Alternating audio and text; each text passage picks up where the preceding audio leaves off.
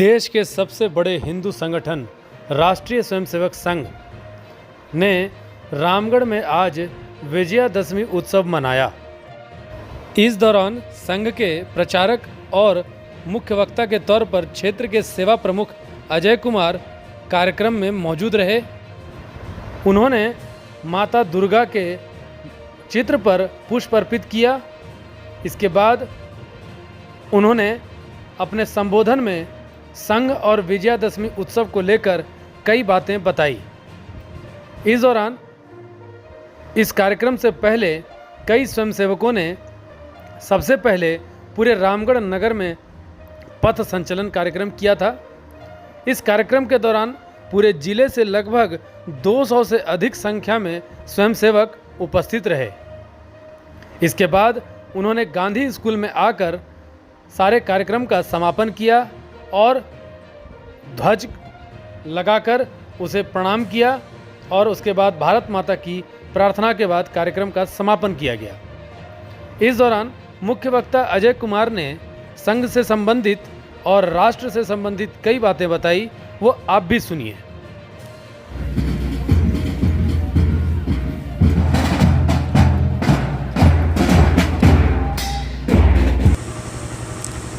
परम पवित्र भगवा ध्वज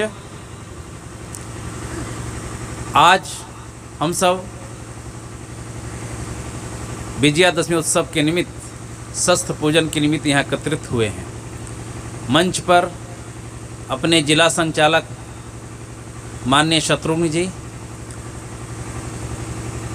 अन्य उपस्थित अधिकारी वृंद, आत्मीय स्वयंसेवक बंधुओं,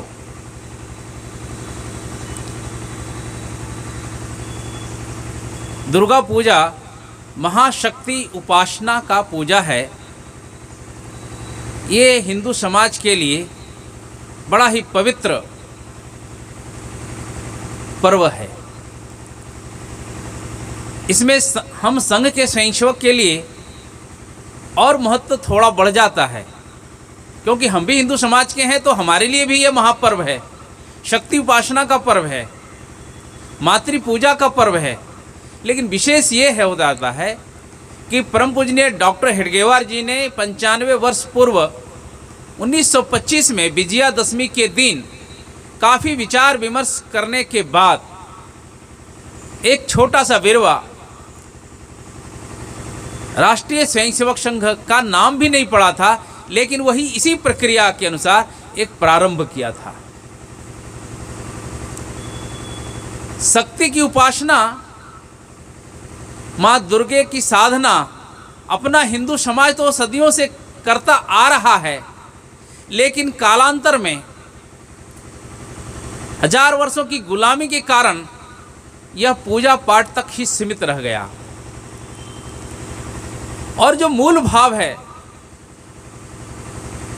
वो भूल गया। पूजा, साधना, आराधना, वंदना, प्रार्थना ये बढ़ता चला गया, साथ में आडंबर भी बढ़ता चला गया। आज भी आडंबर कम नहीं हुआ है, लेकिन जो शक्ति की उपासना का प्रतीक है वही गौण हो गया। परम पूजनीय डॉक्टर जी ने उसी बिंदु को ध्यान में रखकर संघ का कार्य प्रारंभ किया था। सदैव जब से ये सृष्टि प्रारंभ हुई है, सज्जन शक्ति और दुर्जन शक्ति ये सदैव रही है। जब दुर्जन शक्ति बढ़ती है तो हम कहते हैं कि कलयुग आ गया, मानवता त्राहिमाम त्राहिमाम करने लगती है। सज्जन शक्ति जब बड़ी होती है तो मानवता सुख का अनुभव करती है। डॉक्टर जी ने उसी सज्जन शक्ति को बड़ा करने के लिए यह कार्य प्रारंभ किया। माँ दुर्गा का अवतार भी इसी से हुआ है। जब दुर्जन शक्ति सज्जन शक्ति को सताने लगी, अब कोई मार्ग नहीं बचा, तो सज्जन शक्ति अर्थात देवता, मानवता उन्होंने प्रार्थना वंदना अपने इष्ट देव की, तो उन्होंने कहा आप एक देवी की पूजा करिए,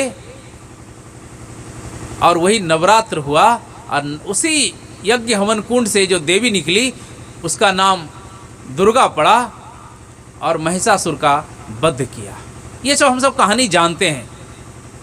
लेकिन वो प्रार्थना वंदना सिर्फ नहीं था, वो शक्ति की उपासना का मंत्र था। कालांतर में अपना समाज इसको भूल गया और वंदना याद रही। आज संचलन जब निकलता है तो जो सज्जन शक्ति है, देशभक्तों की शक्ति है, उनको आनंद आता है। वो संघ में है नहीं, वो इसमें भाग भी नहीं लेते, लेकिन उसको बहुत आनंद आता है। लेकिन जो दुर्जन शक्ति है उसको भी कुछ होता है, उसको लगता है अब मेरे लिए कठिन हो जाएगा कुछ, अब अधिक गलत हम नहीं कर पाएंगे अगर ये रहेंगे तो। इसलिए जहां उनकी ताकत बढ़ती है उपद्रव करना शुरू करते हैं।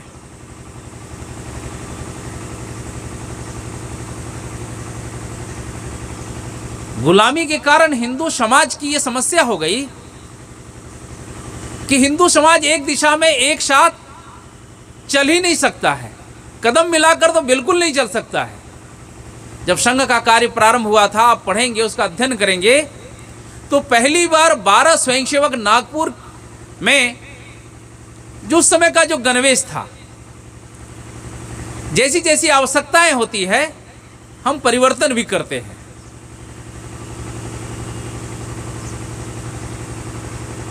तो बड़ा आश्चर्य हो गया कि 12 लोग एक साथ एक दिशा में पांव हाथ मिलाकर चल रहे हैं।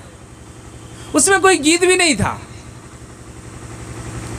कुछ कार्यक्रम की बहुत जिस तरह आज योजना रचनाएं दिखती है, संघ तो कुछ तय किया नहीं डॉक्टर जी ने, बस एक लक्ष्य रखा, हिंदू समाज का संगठन, और अपनी प्रार्थना में परम वैभवन नेतु मेतत् सौराष्ट्रम। फिर जैसे जैसे आवश्यकताएं हुई, स्वयंसेवक को लगा, वैसा कार्य बढ़ता चला गया।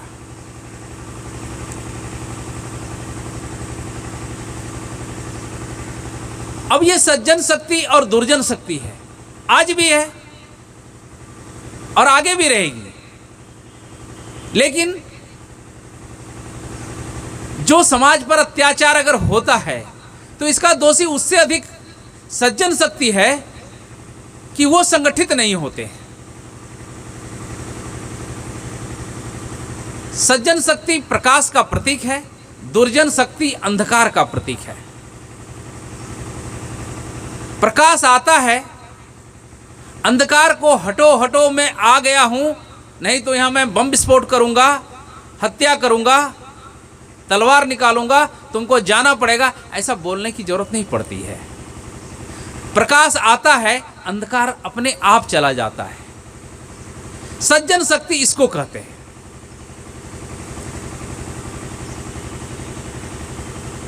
लेकिन ये सदैव चिंतन मंथन करने की आवश्यकता है, और ये शाखा के माध्यम से हम वर्ष भर साधना करते हैं और समय समय पर अपने उत्सव के माध्यम से, विजयादशमी जैसे शक्ति उपासना के महापर्व के माध्यम से समाज को ये बताने का प्रयास करते हैं, हिंदू समाज एक हो सकता है। आत्महीनता से ग्रसित इस समाज को ये बताना चाहते हैं। समाज को ये दिखने भी लगता है कि हिंदू समाज में जो छोटी छोटी बुराइयां हैं, और इसके कारण हिंदू समाज सोचता है हिंदू एक नहीं हो सकता, और हमारी नियति यही है, दुर्जन हम पर अत्याचार करते रहे और हम रोते रहें, और जब हम पर अत्याचार करे तो हम चिल्लाते रहें। लेकिन संघ अपने साल भर के साधना के माध्यम से, इस शक्ति उपासना के माध्यम से, ये सब समाज को हम समय समय पर बता पाते हैं।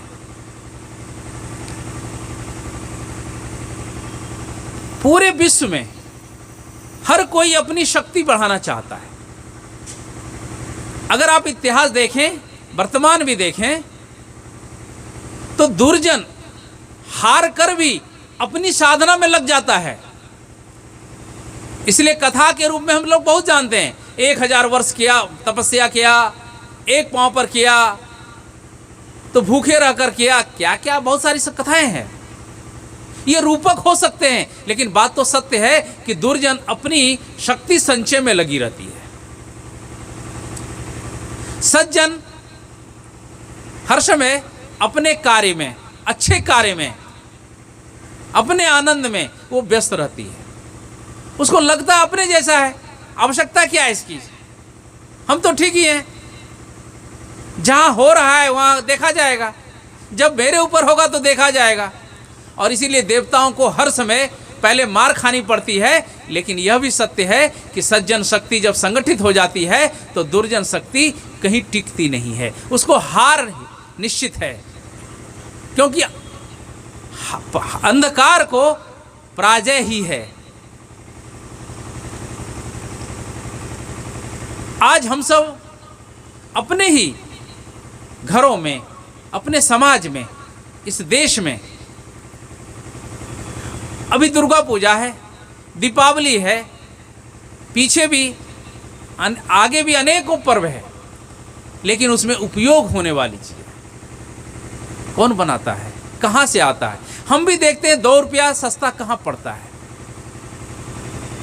विचार करना चाहिए। लेकिन वो चाइना बनाता है यह भी हम जानते हैं, फिर भी उसको हम लेते हैं। क्यों लेते हैं? क्योंकि 1 रुपया 2 रुपया सस्ता है हमारा। और वो चाइना पैसा लेकर करता क्या है? तो अपनी सामरिक शक्ति बढ़ाती है, बढ़ाना चाहिए, आपत्ति नहीं है। लेकिन वो भारत के विरुद्ध में पाकिस्तान उसकी सहायता करता है, अभी अफगानिस्तान में उसकी सहायता कर रहा है। तो हम अगर ये विचार करते हैं कि सिर्फ ये 2 रुपया का मामला है, तो हम उस दुर्जन शक्ति को बढ़ाने में हम क्या कर रहे हैं? हम तो उसकी सहायता कर रहे हैं, दुर्जन शक्ति को बढ़ाने में सहायता कर रहे हैं। इसलिए विचार करते समय हमको ये विचार करना पड़ेगा कि हम अपनी शक्ति की उपासना तो करें, इसके साथ साथ मेरे कार्य विधि से कहीं दुर्जन शक्ति तो नहीं बढ़ रही है। जैसे कहते हैं, अगर आग लगी है और पेट्रोल गिर जाए तो आग और तीव्र हो जाती है, बुझती नहीं है। पानी की जगह पर अगर पेट्रोल गिरा दिया तो और वो बढ़ जाएगी। कहीं हमारे भी क्रियाकलाप से तो स्वयंसेवक तो समझते हैं, इसका विचार करते हैं, लेकिन क्या इतना से ही रुक जाएगी गाड़ी? क्या समाज को कौन जगाएगा?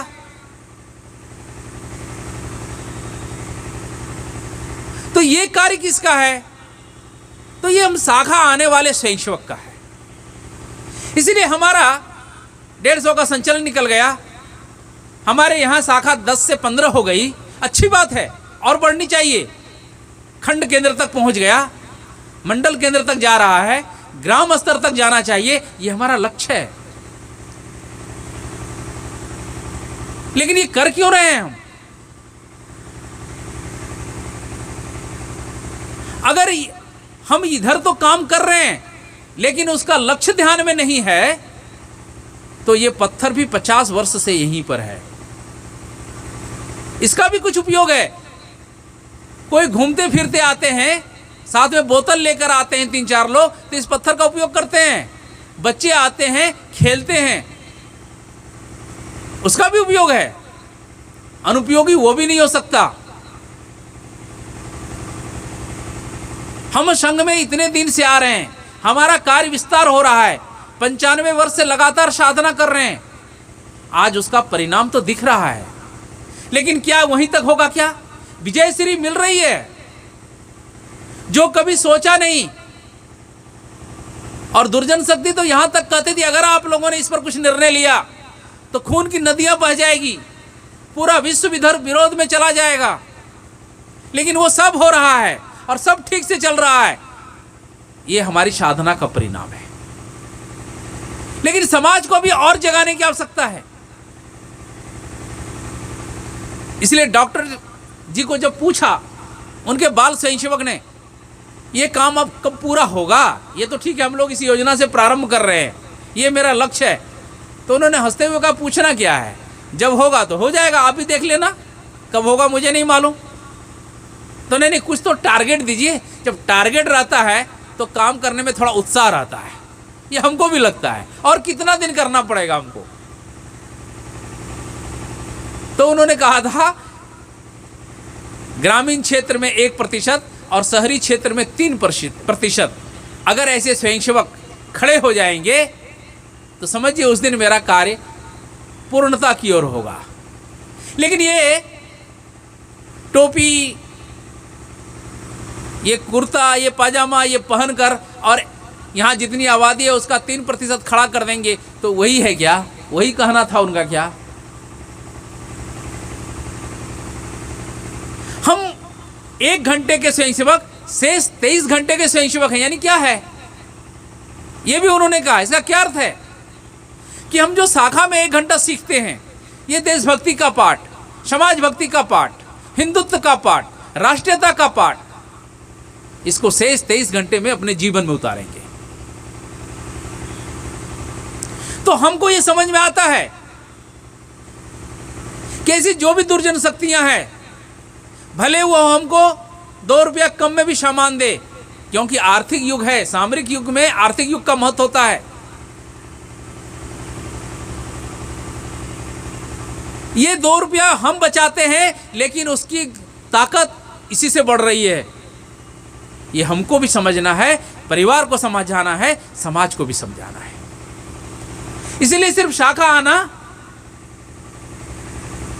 और थोड़ा दाएं बाएं थोड़ा कुछ लोगों से मिल लेना, अपना काम पूरा हो गया, ऐसा नहीं है। हमारी संघ आयु बढ़ रही है, हमारे आसपास हिंदुत्व विचार, राष्ट्रीयत्व का विचार, समाज के एकत्व का बोध बढ़ रहा है क्या? हम 20 साल से, 25 साल से, 30 साल से स्वयंसेवक हैं।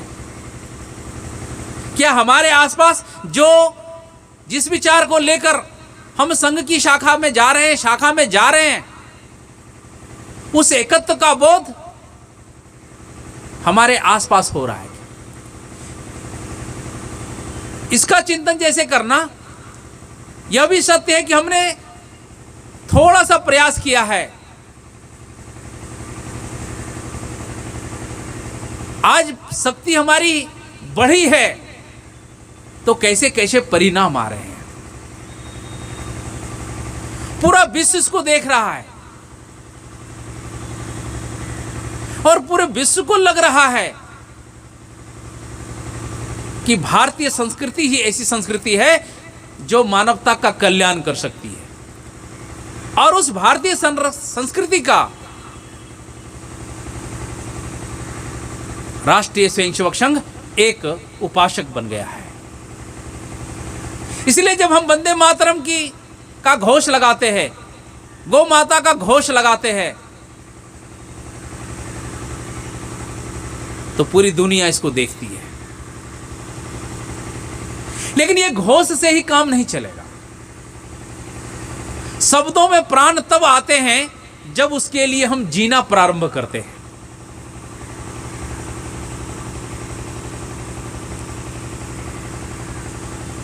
इसलिए दुर्जन शक्ति कई प्रकार से है, देश के अंदर में भी है।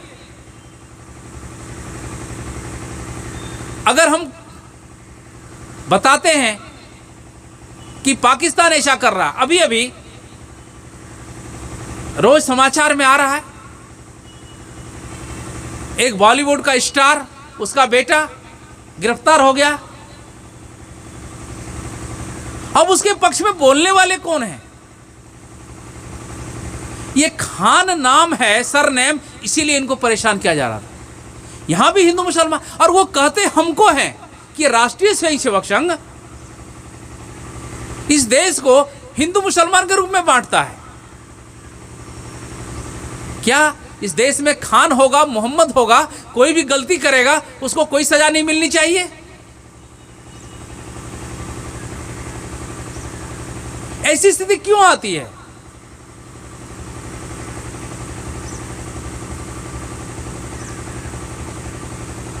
ये चिंतन करने की आवश्यकता अपने समाज को है।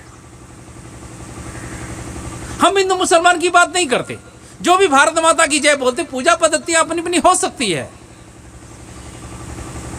जो भी इस भारतीय संस्कृति में विश्वास करते हैं, यहाँ के महापुरुषों में श्रद्धा रखते हैं, वो सब अपने भाई हैं। लेकिन आज तालिबान में जब उसका शासन आ गया, अफगानिस्तान में जब तालिबान का शासन आ गया, वो किसको मार रहे हैं? वहां तो कोई हिंदू नहीं है। और भारत का कितना अभी भी है, दुर्भाग्य भी कह सकते। सिख को अगर हिंदू कह दीजिए, रामगढ़ में भी होंगे, तो बहुत बुरा लगता है उनको। अरे पाकिस्तान में आपको क्यों मारते? आप तो हिंदू नहीं हो ना। अब तो कहते मैं हिंदू नहीं हूं। अफगानिस्तान में क्यों भागे? अब तो हिंदू नहीं हो। हिंदू कहने से आपको गर्व लगता है। कितना दुर्भाग्य है कि सिख धर्म का, ये सिख पंथ का स्थापना भी इसीलिए हुआ था, जब मुगलों का आक्रमण था, तब इसी हिंदू समाज से जो सबसे स्वस्थ अपना पुत्र था, वो सिख बनता था, और उसका संकल्प भी यही था। आज भी वो संकल्प तो वो बोलते हैं, लेकिन वो कहते हैं मुझे हिंदू मत कहिए आप।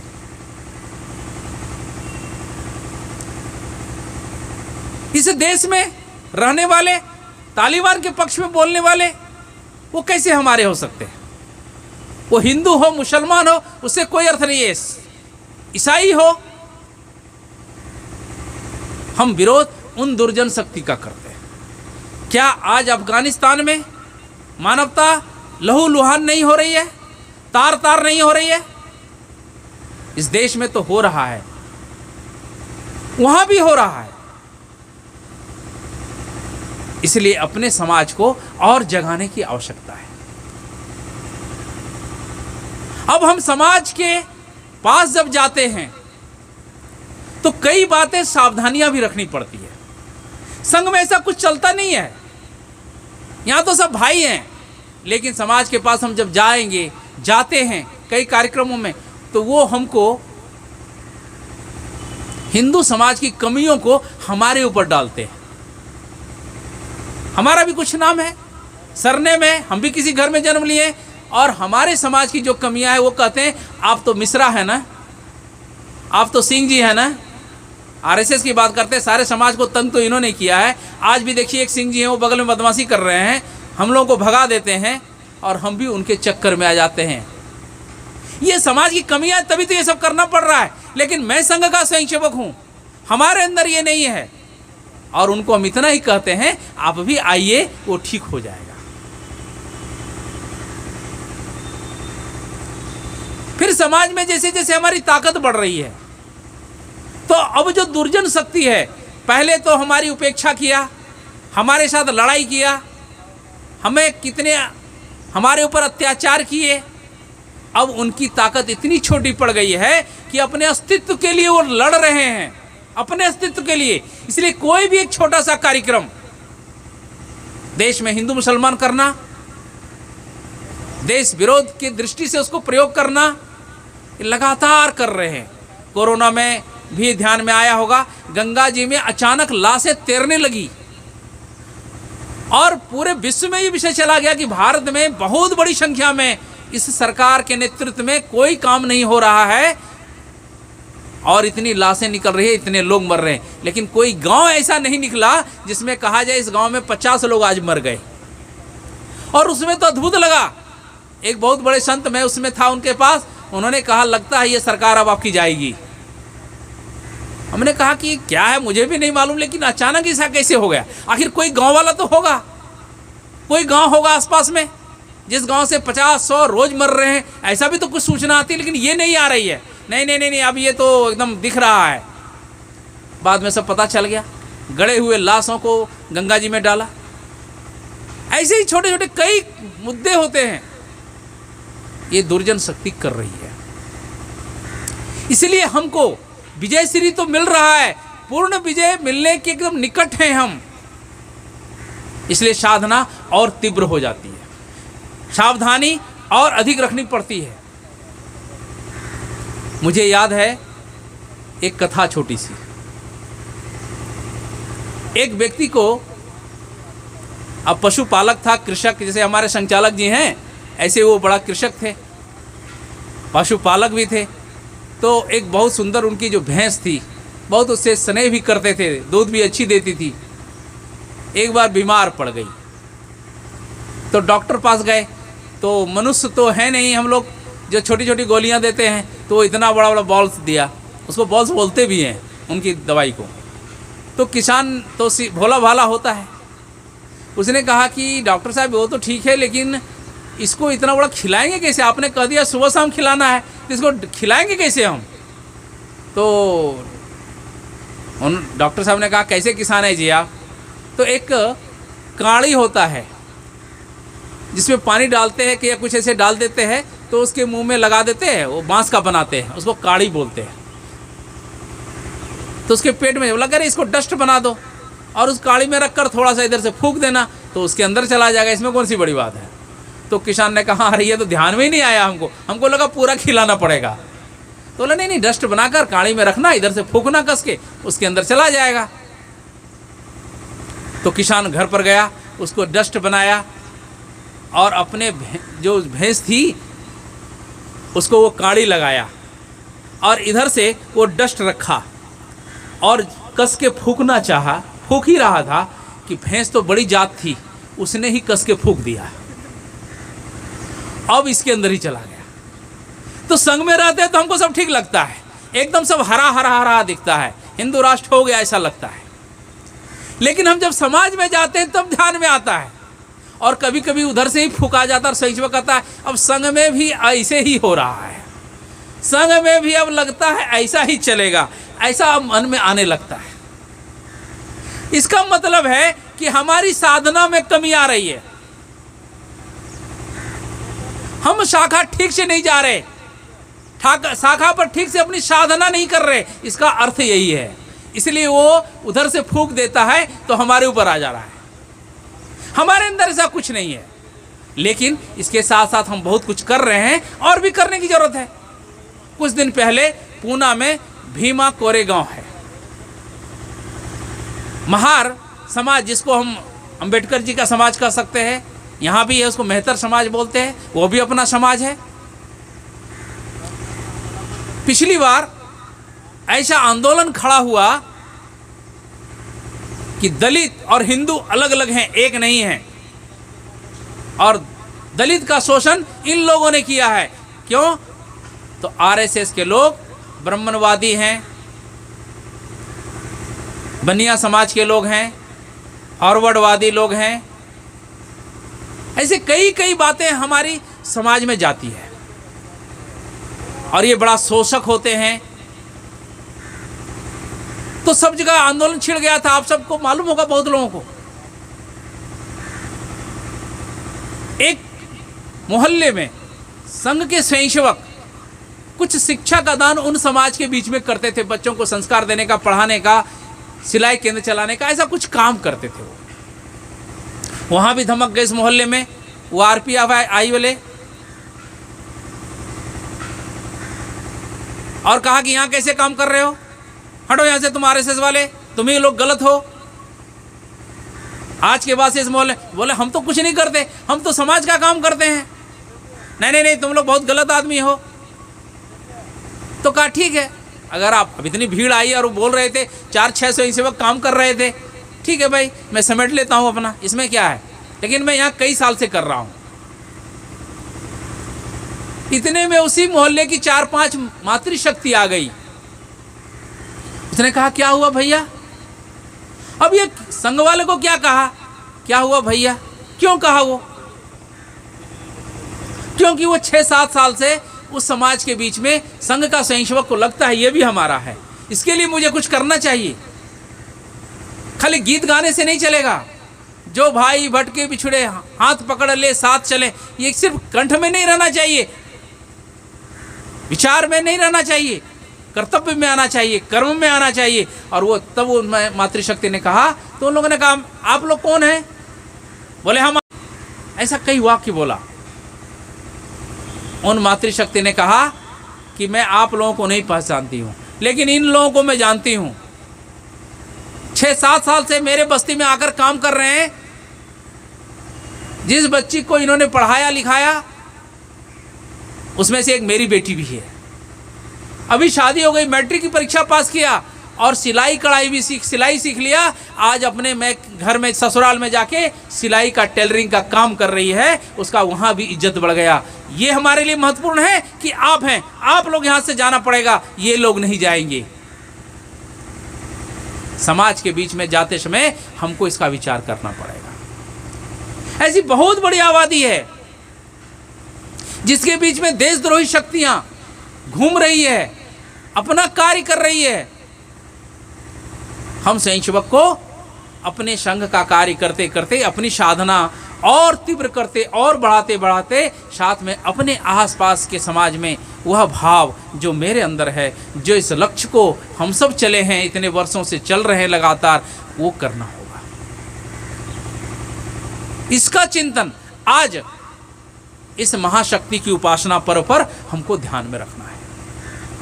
ये मातृशक्ति का उपासना पर्व भी है। क्या आज अपने मोहल्ले में, अपने समाज में क्या हमारी बेटियां सुरक्षित है? इसका विचार कौन करेगा? इसलिए शस्त्र पूजन के अवसर पर जहां शक्ति की उपासना करने की बात है, वहां हम अपनी मातृशक्ति का रक्षक है। मातृशक्ति सशक्त होगी, शक्तिशाली होगी। हम विचार में तो है, हमारा इतिहास, हमारी संस्कृति बहुत ऊंची है। कभी भी हम राम सीता नहीं बोलते, सीता राम बोलते हैं। ये हमारे आज 35% आरक्षण के लिए हमारे यहाँ तो सर्वश्रेष्ठ है।